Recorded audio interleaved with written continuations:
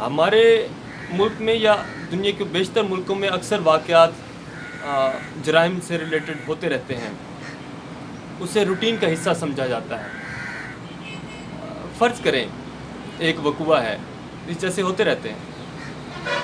ایک غریب کی، کمزور کی زمین ایک بدماش ہتھیا لیتا ہے، اس کی عزت اس کی بچی بھی اٹھا لیتا ہے، اس کے بیٹے کو جھوٹے پرچے میں اندر بھی کرا دیتا ہے، اور مزید حرکت کی صورت میں قتل کی دھمکیاں بھی ہوتی ہیں۔ تو قانون پہ جب وہ انصاف لینے چلیں تو گواہوں کی سیکیورٹی یا ہمارا عدالتی نظام سچ مچ کیا سوچتا ہے کرسیوں پہ بیٹھنے والے، کہ اگر وہ کمزور پیدا ہوئے ہوتے اس دنیا میں آزمائش کے طور کے اوپر، اور ان کے ساتھ ایسا کچھ ہوتا، تو جو یہ تنخواہیں آرام سے لے کے سو جاتے ہیں، شرم نہیں آتی ویسے ان لوگوں کو؟